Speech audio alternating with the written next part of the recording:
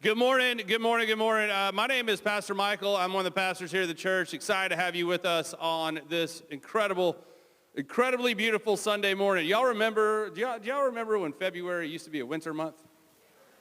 That's why we have the AC going on in here, is to make you feel like it's winter. I want to take a second to say hello to everybody watching online, wherever you're dialed in from. We love you and wish you were here. If you're somewhere other than San Antonio, you're missing out on some glorious days of weather. This is why we live here. It's not August or July, it's right now. And so you people in New Jersey, guess what we can do today? Go play golf. And so we're excited to have you with us. Those of you in house, always excited to have you with us here in house. Good morning to my balcony people. Pretty good, I like it. And it's a winner. Hello, Nave. Man, transit on my right. Two Lambert girls, y'all didn't do a thing. I'm watching you, twins. How about on the left side?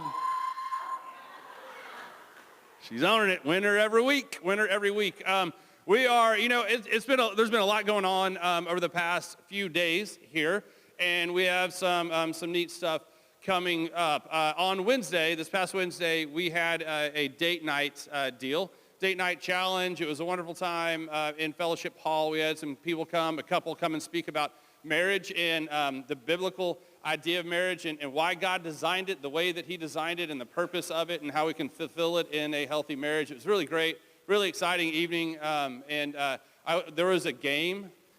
And first of all, there was a game show, and I was the host of it. And by the way, if this pastor thing doesn't work out, I am going to crush it on the game show network. No, there was a game that Jen and I actually won, and we didn't take the prize. Just to let you know, because we were the cutest date night couple, as awarded by everybody. That's what they said.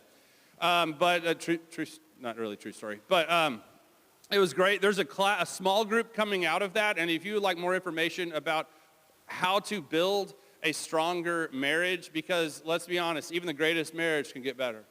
Right? And even the strongest marriage can build some more muscles in those regards. Like, I am an amazing husband.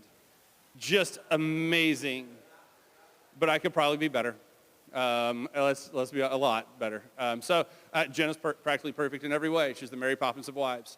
So we'd love for you to come and find out, come ask me questions about that. I would be happy to do. Last night was a legendary night. How many of you were here last night?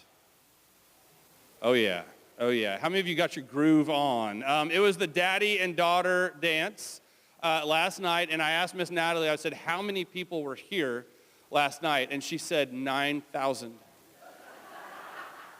So I was like, I feel like that's exaggerating. She goes, it felt like it. It took them 40 minutes to walk the pink carpet, all the daddies and daughters, over 40 minutes to walk in. And then they had a dance-off, throwdown, which Robert Shaw, are you in the room right now? Robert Shaw. So Robert Shaw, they usually come to an earlier service. He hasn't been here today, maybe because he is just basking in the glory of the greatness of his dance with his daughter. From what I understand, many of you had choreographed dances, which is next level, and I'm really proud of you guys. But apparently Robert, like his daughter Reeves, he throws her under his legs, he turns around, and she does the fake slap to him, and he goes, whoa, like that, and then she does it like, from what Natalie was describing, it was epic. And I hope someone filmed it, and we can put it on our website, because that's how you love a daughter, is let her slap you, right? But I bring that up to say, you may not have been here, but how cool is it that we have a family ministry team led by Natalie who builds this kind of stuff into who we are as a community. And so awesome. It was great, and it's Natalie and Hannah and Elizabeth and Jessica and Dana, and they all show up to pour out so much to give to our community. And just, if you see them, I think Elizabeth's the only one that's surviving right now, who's still alive, is right here up front.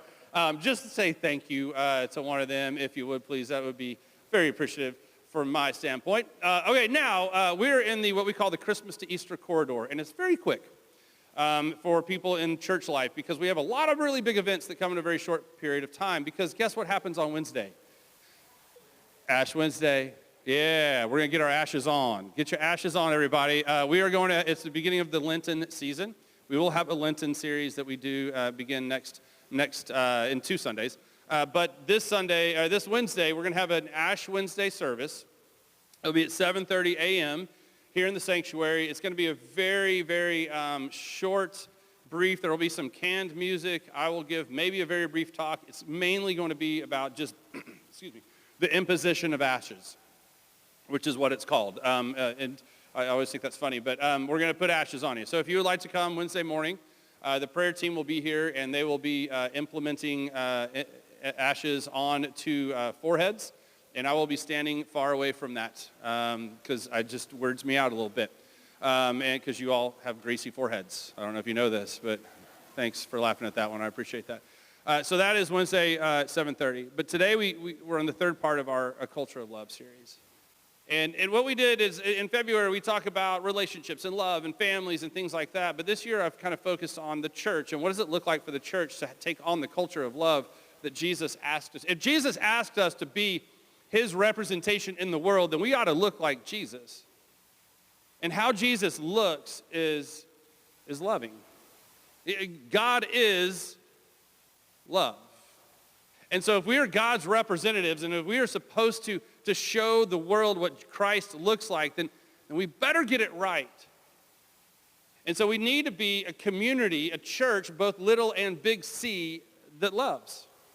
And so we've talked about different examples of what it looks like to welcome in the outsider, to see the person that everyone else has cast aside, and to go, no, but I see you, and I love you. Not because of anything other than the fact that you were created in God's image. Right? We talked about that last week. It's such an important thing that we look at everyone. You've never locked eyeballs with somebody that God didn't lovingly go, oh, I can't wait to see who she becomes. I can't wait to see what he does. Right? And so we need to take on this mentality as the church of one who looks at people the way that God does. Sees in them what God sees in them, because that's not what people always see in themselves, nor is it what the world sees a lot of times. And so we need to be this organization, this body that is loving and welcoming and saying, come, all you who are weary, all you who are tired, come and receive grace and peace. But you can go too far with that. You know, you can go too far. So there's a movement in Christianity called progressive Christianity, and it got its origins in what's called liberal theology. And the seminary that I went to was pretty liberal, and it was very progressive in its thinkings. And I remember sitting in a theology class, and I was sitting in the back row because that's not a surprise to any of y'all, all right? I was doing crossword puzzles, totally listening. I got a degree. Everybody settle down. But I was sitting next to this guy, and we start having this conversation about what the professor was teaching. And he goes, man, sin is a sin only if it's a sin to you. And I went, so if I take my pencil and poke your eye out and I'm totally cool with it right now, then it's not a sin?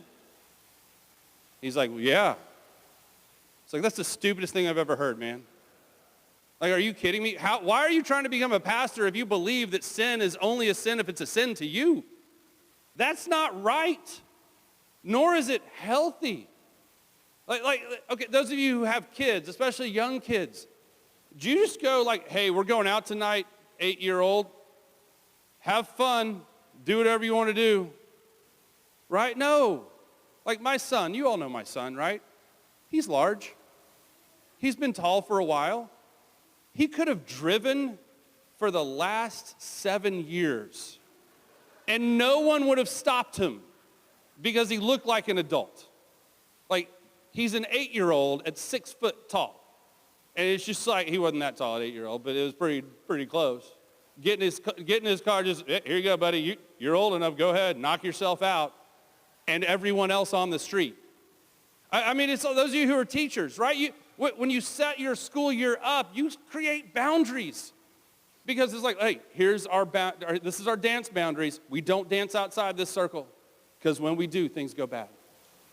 You have to have this kind of, these boundaries, these guidelines of which, and God gives us these. And so a church that says there's no boundaries is not loving. It's not loving. It may be culturally more acceptable, but it's not loving. If we just let our kids do whatever they want to do and let them be in charge, they're stupid. Not just because they haven't grown and their brains haven't developed, and we're going to let them make these major decisions in life because it just feels better that way? No. That's not loving. Loving says there's certain guidelines, there's certain boundaries, there's right and there's wrong. Plain and simple. And true love doesn't back away from that. True love is a church that stands for truth and justice, but does so in a way that's loving. Because here's the thing, the other side of that, the side sin is the sin only if it's sin to me. The other side of that is hell, fire, brimstone, and condemnation. And we're going to rain the fires of hell upon you.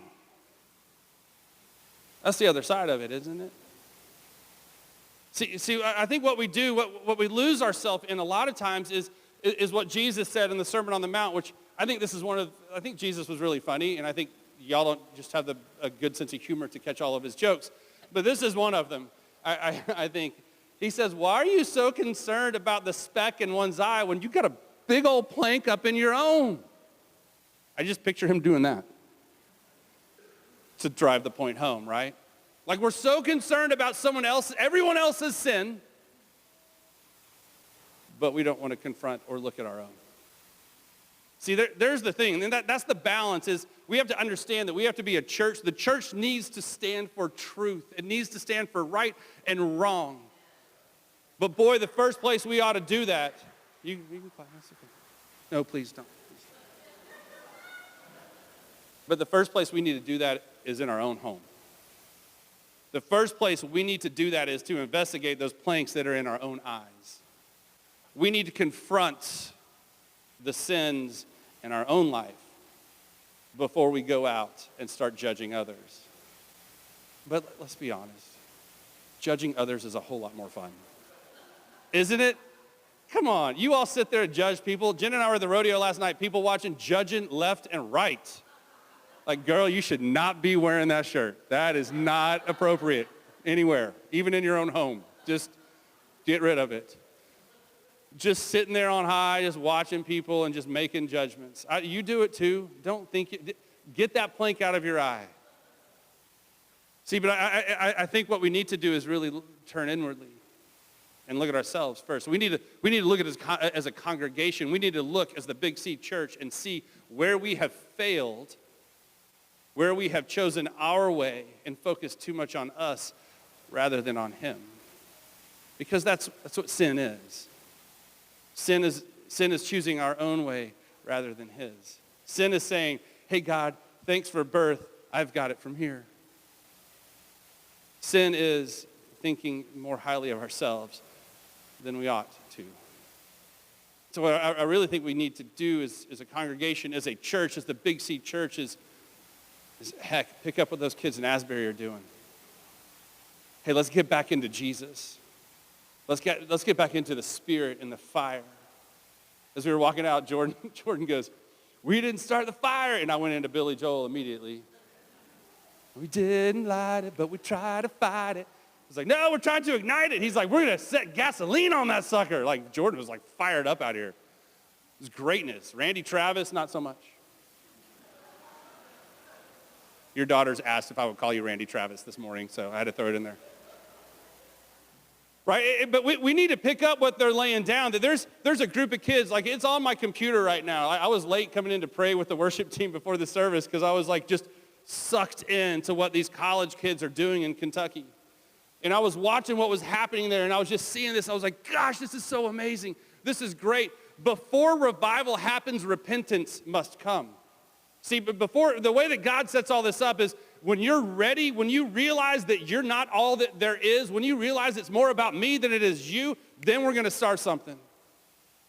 And let's get after it. and let's catch this world on fire. And I think what's going on there in Kentucky is just so fascinating, and it's spreading out to Lee College in Missouri or somewhere over there. It's spreading out to different colleges now around our country. How amazing is it that the generation that we let down is asking for forgiveness and for the fire of the Spirit to move forward. See, I think what, by the way, y'all are getting a completely different sermon than the other two congregations so far. This is totally different. I don't know what's happening. I had an extra cup of coffee in between services, and I don't normally do that. But I think what we need to realize as a congregation is that, look, in Leviticus, God sets up this whole method for forgiveness, for atonement. It's called the Day of Atonement. Yom Kippur is what you may have heard it called before. Yom Kippur, this Day of Atonement, it was this day that God set up. He's like, look, you're going to step away from me. You're going to, and really it's about Aaron's sons who did some really bad things, and the fire of God consumed them. And God's like, hey, I need to set up a way for you to come back into relationship with me. Because that's what this religion was all about to begin with. It was to build a relationship between the children of God and the Father. It was to create this identity that you're not a slave. You're not a slave to Egypt. You're not a slave to the world. You're not a slave to culture. You're a son or a daughter of the Most High God. So you have this religious system that's created out of what God was just wanting to, hey, I just want to be with you. I want to give you this life. And so he set up this way of atonement. And it was a huge thing. You got to get a bull, a ram, and 2 goats. It was, and y'all seen bulls? They're big and just like right down the middle. Cut them open. And then the priest would gather the blood and they would capture the blood and they would spray it all over the altar and all over his linen tunic and his earlobe. I never understood the earlobe, but always the earlobe. And just this cleansing ritual. And it was like, God, I'm sorry for the ways that I've failed you, for the things that I've said, for the things that I've thought, for the places that I've gone. Forgive me. And this priest is cleansing himself. And then he takes these goats. And these goats, they would cast lots to see which goat would be which goat. And one goat would be the sacrificial goat. They would take this goat and they would sacrifice it. And they would burn it on the altar and they would spray the blood around. And it was to atone for the sins of the community. And then they would take this other goat and it was called the, come on everybody, scapegoat. Really? Everyone else knew it. It was called the scapegoat. And the scapegoat is this goat that would be brought up and the priest would lay his hands on the scapegoat and just unload the sins of the community for the last year. Just, here's what we did. Here's where we went wrong. Here's where we said. Here's where we went. Here's all these things. And then somebody who was chosen would take the goat out into the wilderness and just, the sins would be gone. Just like me in the camera. How cool is that? What a visual image that is. And see, the people of Israel so visually oriented that was such a cool thing and a representation for them. And then at the end of this, it says, as it's describing, on the 10th day of this month, every year do this. This is a permanent law for you. And then it describes a little bit. This is a permanent law for you. And then it describes, this is a permanent law. Over and over again, it says, this is a permanent law for you. I never want to be out of a relationship with you because of what you have done. Maybe you didn't mean to. Maybe you didn't even realize that you did. But I never want to be out of a relationship with you. And so let me give you a way to come back into relationship. And don't ever stop this. Don't ever stop this. And so you fast forward all to the days of Jesus. And the sacrificial system is still going on, and they're still bringing this bull and this ram and these goats, and the scapegoat is still going out. But then the writer of Hebrews says it this way, that the cross was the ultimate day of atonement. That it was on that day that the last sacrifice that would ever be needed was made. That the blood spilled on that day was far greater than the blood of the bull or the ram or the goat. It was the blood of the Son of God. And that blood offered forgiveness to anyone who would ask. And it is a permanent law that we do this. That we continually come to the cross and say, Father, forgive me. Father, forgive me. Jesus, forgive me for what I've done, for the things that I've said, for the places that I've gone, for the websites that I've looked at, for the people that I've hung out with. God, forgive me. I don't want to walk in the ways of the world. I want to walk in your path. Father, forgive me. I think we need to look at the plank in our own eye before we reach out for the speck in someone else's. I think as a church, in order to be truly loving, we need to open ourselves up to the idea and understanding that we have fallen short of the glory of God. And that we needed that sacrificial lamb. We needed Jesus to die on the cross, to conquer death, so that we might have life. Look, I don't know where you are in your life today. I don't know where you sit with Jesus. You may be here because somebody said, we're going to go to the rodeo after, and it'll be great and fun if you just come to church with me. And you should thank your friend, by the way. Or maybe you're watching online because you just, like, there's a virus in your computer and it just popped up. I don't know. I thought that was kind of funny too. Thank you, Pat. Let me tell you, there's not one of us that in our lives isn't going to choose our own way over his.